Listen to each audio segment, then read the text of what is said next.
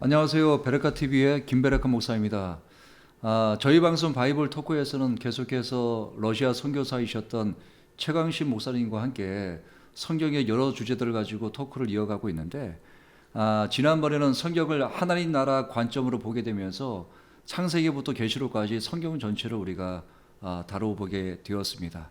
자, 이렇게 해서 보게 될 때 신약의 복음서는 그리스도가 모든 믿는 자들의 왕으로 이 땅 가운데 오심을 통해서 바로 하나님 나라가 성취된 것이고, 또 사도행전과 서신서는 그렇게 해서 하나님 나라 백성된 교회가 그리스도를 왕으로 해서 하나님 나라 통치를 이 땅 가운데 실현하게 되는 하나님 나라를 확장해 나가는 모습을 보여줬던 것이죠.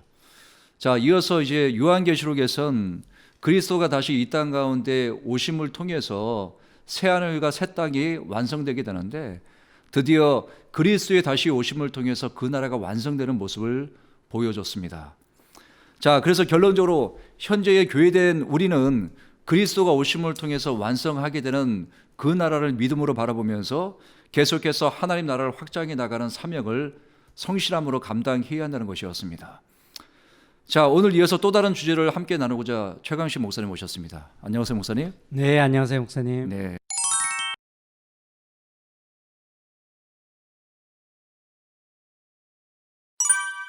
어떻게 잘 지내셨어요, 목사님? 네, 요즘 잘 지내고 있습니다. 네. 목사님, 저희가 지난번에 나누었던 내용이 하나님 나라 관점으로 이제 신약의 내용을 나누게 되었던 거잖아요. 예. 그래서 그리스도의 오심을 통해서 그 나라가 성취되었고, 그리고 교회를 통해서 확산되어졌다가 그리스도의 재림을 통해서 완성되게 되는 것인데, 예. 저는 그런 생각이 들었어요. 여기서 완성이란 이 단어가 갖는 함축적인 의미가 있다, 이런 생각이 들었거든요. 그리스도의 오심을 기대하고 바라던 믿음의 사람들에게 있어서 그날은 신부로서 어린 양의 혼인잔치에 참여하게 되는 것이기 때문에 영광의 날이잖아요. 예, 맞습니다. 자, 그런데 그날은 죄인들을 살리기 위해서 열어두었던 그 천국의 문이 사실은 닫히는 날이잖아요. 예. 그렇죠. 완성이 되기 전까지는 한 사람이라도 더 하나님 나라를 인도하기 위해서 활짝 문이 열려 있었던 것인데, 근데 완성은 그 문이 닫히는 것이기 때문에 다시는 기회가 주어지지 않는다, 이런 의미가 드는 거잖아요. 그렇죠. 어떻게 보면은 이 인류 역사의 네. 마지막이라고 할 수 있죠. 네, 맞습니다. 그렇기 때문에 그 완성의 날이 오기 전까지 교회된 우리가 전도와 선교를 통해서 하나님 나라를 확장하는 사명을 부지런히 감당해야 되는 것인데, 정말 잃어버린 가족을 찾고자 하는 심정으로 기도하고 전해야 되겠다는 다짐을 하게 됩니다. 네. 목사님, 오늘은 이런 얘기를 좀 나누면 좋을 것 같아요. 한동안 우리가 이제 목사님 책의 내용을 중심으로 다루었잖아요. 예. 그래서 성경에 여러 주제들이 있지만 결국 하나님께서 말씀하시고자 하는 그 핵심 메시지가 하나님 나라다. 예. 그래서 우리가 창세기부터 계시록까지 하나님 나라 관점으로 보게 되었던 거잖아요. 예, 맞습니다. 자, 그렇게 해서 이제 성경 전체를 핵심적으로 나눠 주셨는데, 사실 방송을 시청하시는 분들이 여러 가지 의문을 갖고 또 질문을 던질 수 있을 것 같아요. 네. 자, 그러면 하나님이 성경을 통해서 말씀하시고자 하는 것이 바로 하나님 나라인데, 어떤 방식으로 그 나라에 대한 얘기를 하고 계시는 거라고 볼 수 있을까요? 예, 사실 금방 목사님께서 질문하신 이 내용이 우리가 어떻게 성경을 읽어야 되는지에 대한 그런 시각을 제공해 주는 그런 질문이라고도 볼 수 있거든요. 네. 사실 제가 이 강의를 맨 처음 시작할 때도 잠깐 언급을 했지만, 성경은 역사책이거든요. 그렇죠, 맞아요. 예, 사실 인류의 구원 역사, 인류의 구속 역사를 다루고 있는 그런 역사책이라고 할 수가 있죠. 네. 다른 말로 하면은 하나님 나라에 대한 그런 역사책이라고도 할 수 있습니다. 네, 근데 우리가 아는 것처럼 역사책은 누가 어떤 관점을 가지고 기록하느냐에 따라서 같은 시대의 역사를 기록하더라도 그 내용이나 강조점이 많이 달라질 수 있거든요. 그렇죠. 똑같은 사건을 두고 얘기한다고 할지라도 누가 말하느냐에 따라서 다를 수 그렇죠. 있죠. 그래서 우리가 보통 그 역사책을 쓰는 저자가 가지고 있는 사관이라고 얘기를 하죠. 맞아요. 그러니까 우리가 구체적인 좀 예를 들어보면은 우리나라의 삼국시대 역사를 다루고 있는 대표적인 역사책이 뭐냐면은 삼국유사. 삼국육사하고 삼국사기죠. 맞아요. 근데 삼국사기와 삼국유사는 같은 삼국시대의 역사를 다루고 있는 역사책이지만 그 내용을 보면은 완전히 다르다는 것을 알 수가 있습니다. 네. 왜 그러냐? 삼국사기는 우리가 잘 아는 것처럼 고려시대의 유명한 유학자였던 네. 김부식이라는 사람이 맞아요. 기록을 했거든요. 네네. 반면에 삼국유사는 1년이라는 네. 그런 승려가 기록한 네네. 삼국시대에 대한 역사책입니다. 네. 보는 관점이 다르겠네요. 그렇죠. 그렇기 때문에 김부식은 자기가 유학자이기 때문에 유학의 관점에서 유학자의 관점에서 삼국시대를 바라보고 거기서 사건의 중요한 사건들을 뽑아서 기록을 했고요. 네. 반면에 이련은 성녀였기 때문에 네. 그 불교적인 관점에서 성녀의 관점에서 삼국시대 역사를 기록했기 때문에 같은 시대를 다루고 있는 책이지만 완전히 다른 내용을 담고 있죠. 강조하는 바가 달랐겠네요. 그렇습니다. 그럼 목사님, 우리가 하나님께서 하시는 일을 가리켜서 하나님의 역사다 이렇게 말을 예, 하잖아요. 근데 그 하나님의 역사가 전혀 다른 시대 그리고 전혀 다른 공간에서 펼쳐지고 있는 것이 아니라 우리가 살고 있는 인간 세상에 펼쳐지고 있는 거잖아요. 예, 예. 그래서 하나님의 역사가 펼쳐지는 공간은 똑같이 우리가 살아가고 있는 이 공간 속에서 일어나고 있는 것인데, 그러면 같은 역사라고 해도 세상의 역사가 강조하는 부분이 다르고 예, 또 예. 하나님께서 말씀하고자 하는 부분도 다를 것 같아요. 예, 맞습니다. 사실 우리가 성경을 읽을 때 이 점이 굉장히 중요하거든요. 네. 사실 성경은 저자가 누굽니까? 하나님이 저자죠. 그렇죠. 하나님이 저자죠. 그렇기 때문에 하나님께서 이 성경을 어떤 관점을 가지고 기록했는가를 파악하는 것이 우리가 성경을 읽을 때 우리가 알아야 될 가장 중요한 내용 중에 한 가지입니다. 그게 키포인트겠네요. 그렇죠. 네. 자, 그래서 오늘은 네. 하나님께서 이 성경을 기록하셔서 우리에게 주셨는데 네. 그럼 하나님께서는 이 성경을 어떤 관점을 가지고 기록을 했는지 네. 그것에 대해서 한번 살펴보면 좋을 것 같아요. 좋습니다, 목사님. 네. 예. 그래서 제가 그 얘기를 좀 하자면요. 네. 우리가 성경이 하나님께서 성경을 어떤 관점을 가지고 기록했는가를 알려면은 우리가 네. 성경에 기록되어진 내용을 좀 살펴볼 필요가 있는데요. 제가 여러분께 먼저 한 가지 질문을 드리도록 하겠습니다. 네. 여러분들 아마 잘 아실 텐데요. 우리가 성경은 역사책이기 때문에 특히 구약 성경에 읽어보면 이스라엘에 대한 역사가 굉장히 네. 자세하게 기록이 되어 있죠. 맞아요. 우리가 솔로몬 왕이 죽은 후에 네. 이스라엘은 북이스라엘과 남유다로 남유다로 나라가 갈라지게 분단이 되죠. 되거든요. 맞아요. 이때 이 북이스라엘의 왕들 중에서 네. 이 이스라엘을 가장 번성하게 하고 네. 정치적으로 또 그 영토를 가장 넓게 확장했던 왕이 네. 혹시 어떤 왕인지 혹시 아세요? 아시나요, 여러분들? 네. 네. 아마 성경을 많이 읽으신 분들도 잘 잘 모를 모르는 거예요. 분들이 맞아요. 많으실 거예요. 그 왕이 누구냐면은 바로 여로보암 2세입니다. 사실 우리가 그냥 그 인간적으로 생각하면은 우리가 기존에 배웠던 그런 관점을 가지고 이 세상 역사를 바라본다면은 그 나라의 영토를 가장 넓게 확장하고 그 나라를 정치적으로 부강시키고 또 경제적으로 가장 번성하게 한 왕, 네. 그런 왕이라면은 누가 생각하더라도 그 나라에서 가장 위대한 왕으로 손꼽아야 될 거 아닙니까? 그렇겠죠. 업적이 많았으니까. 그러니까 네. 그만큼 위대한 업적을 남긴 거잖아요. 네.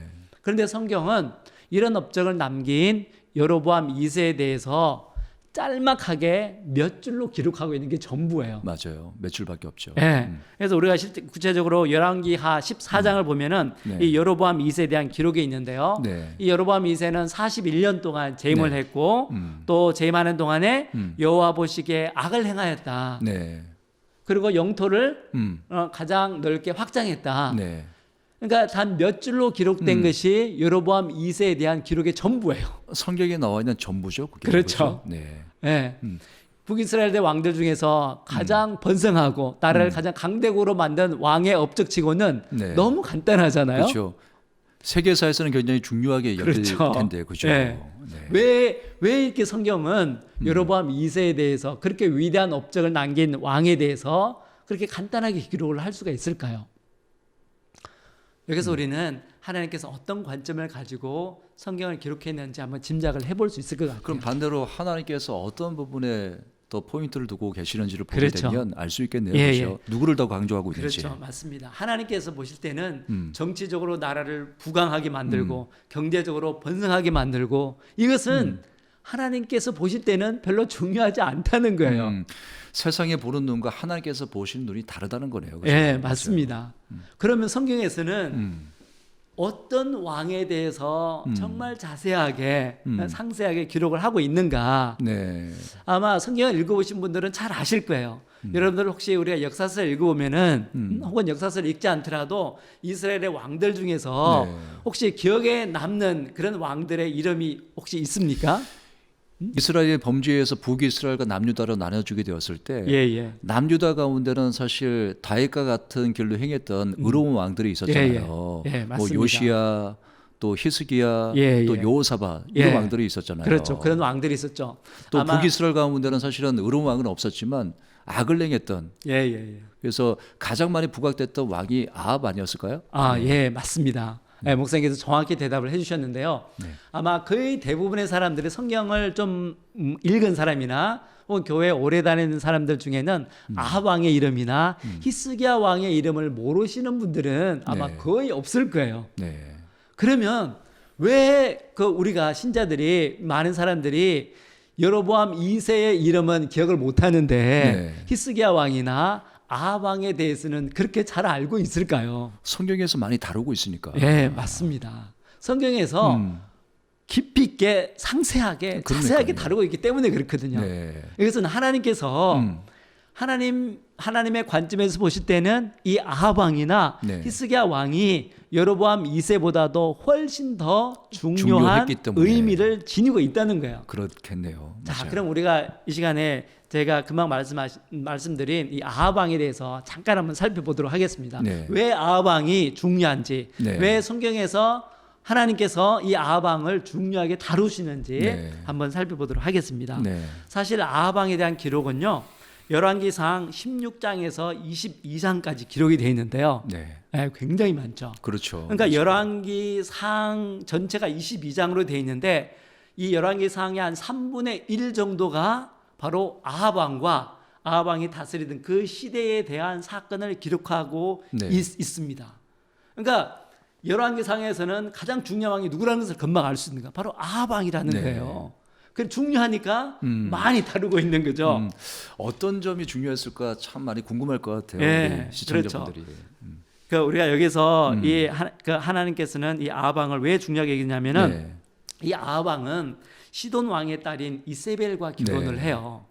근데 이 이세벨은 어떤 사람이냐, 어떤 여자냐, 바알과 아세라를 숭배하던 그런 여자였거든요. 네. 그러니까 자기가 그 아합 왕한테 시집을 오면서 자기 몸만 온 게 아니고 뭐도 갖고 왔겠어요. 종교도 갖고 네, 왔죠. 자기가 믿고 있던 종교도 같이 갖고 들어온 거예요. 네. 그래서 자기가 사마리아에 와서 바알을 숭배를 해야 되니까 네. 바알한테 예배를 드려야 되니까 음. 사마리아에다가 바알 신당을 지었습니다. 네. 뿐만 아니고 그 아세라 목상을 만들어서 숭배를 했죠. 근데 여러분 한번 생각해 보십시오. 아내가 바알을 섬겨요. 네. 그러면 아내 혼자 섬길까요? 보통 남편이 아내를 따라가잖아요. 그렇죠. 네. 아내의 말을 거부할 수 있는 남편은 아마 별로 없을 거예요. 그죠? 그러니까 아합 왕도 자연스럽게 아내인 이세벨을 쫓아서 바알을 섬기고 또 아세라를 맞아요. 섬기는 그런 왕이 되어버렸죠. 맞아요. 그렇기 때문에 이 아합 왕에 대한 성경에서 평가는 하나님의 평가는 어떠냐면은 이 북이스라엘 왕들 중에서 가장 악한 왕이었다. 네. 성경은 이렇게 기록을 하고 있습니다. 성경 무리가 그것만이 다가 아니더라고요. 예, 예. 이스라엘 역사를 보게 되면 왕이 어떠하느냐에 따라서 백성들도 그 왕을 따라가게 되는데 그렇죠. 아합 왕이 우상을 숭배하고 악하다 보니까 백성들이 타락하고 범죄하고 또 우상을 섬기더라고요. 예, 맞습니다. 그러니까 이스라엘이 바로 바알 숭배 때문에 나중에 결국에는 하나님의 심판을 받게 되는데 그렇죠. 맞아요. 바알 숭배로 가게 된 결정적인 계기를 마련해 준 왕이 누구냐? 바로 왕이었죠. 아합 왕이라는 거예요. 맞아요. 그러니까 하나님 나라 회복. 그러니까 우리가 성경은 하나님 나라에 대한 회복에 대한 네네. 기록이라고 했잖아요. 그러니까 하나님 나라 회복이라는 이런 관점에서 봤을 때 아합 왕은 이 하나님 나라 회복을 가장 심하게 방해했던 맞아요. 예, 가장 악한 왕이었다는 것을 알 수 있죠. 맞아요. 그런 왕이었죠. 그러니까 하나님 편에서 볼 때는 이 아합 왕이 굉장히 중요한 의미를 지니는 그런 왕이라는 것을 알 수 있죠. 그러네요. 맞아요. 또 우리가 다른 관점에서 아합 왕이 얼마나 악한 왕이었느냐, 네. 그 시대가 얼마나 죄악됐느냐를 알 수 있는 방법이 한 가지가 있어요. 네. 우리가 알고 있는 구약 시대 가장 유명한 선지자 중에 누가 있을까요? 엘리야 선지자가 있죠. 그렇죠. 네. 엘리야 선지자죠. 네. 바로 엘리야 선지자가 활동했던 시대가 아합 이 왕 시대였죠. 아합 왕이 맞아요. 다스리던 시대예요. 선지자가 유명하고 선지자가 왕성하게 활동하던 시대면 어떤 네. 시대냐? 그 시대는 영적으로 가장 어둡고 맞아요. 가장 죄악된 시대라는 것을 반대로 얘기해주고 있는 거예요. 네네 맞아요. 하나님께서 선지자를 왜 보내겠어요? 하나님을 잘 믿고 신앙생활 잘하면은 하나님께서 선지자를 보낼 필요가 그렇죠. 없죠. 근데 그 시대가 악하면 악할수록 하나님께서는 악한 그 시대를 경고를 해야 되고 네. 악한 시대가 하나님께로 돌이키도록 회개의 메시지를 전해야 되기 때문에 선지자를 안 보낼 수가 없는 거죠. 맞아요. 그러니까 우리 여러분들 성경 읽을 때 이게 하나의 그 어떻게 보면 팁이라고 할 수 있습니다. 선지자가 그러네요. 왕성하게 활동하던 시대일수록 영적으로는 어둡고 더 죄악되다는 것을 알 수가 있죠. 그래서 성경에 보게 되면 하나님께서 백성들을 돌이키게 하기 위해서 선지자를 부지런히 보냈다고 예, 말씀하고 예. 있는데 예. 바로 이 장면이네요, 그렇죠? 그렇습니다. 아방을 통해서 백성들이 악을 행하고 타락한 예. 길로 걸어가고 있었기 때문에 예, 예. 하나님께서 선지자를 통해서 그들을 하나님의 품으로 당기고 있었던 것이에요. 예, 맞습니다. 그렇기 때문에 이 아합 왕이 다스린 시대는 이스라엘이 가장 영적으로 어두웠던 맞아요. 시기 중에 하나라고 할 수 있죠. 네. 그러니까 아까도 말씀드렸듯이 하나님 나라의 회복이라는 관점에서 네. 봤을 때는 가장 힘든 시기였던 거예요. 네. 가장 어려운 시기였던 거예요. 맞아요. 그렇기 때문에 하나님 나라 회복을 가장 대적했던 왕으로서 아합 왕을 하나님께서 매우 중요하게 네. 다루고 있는 것입니다. 그러네요, 목사님.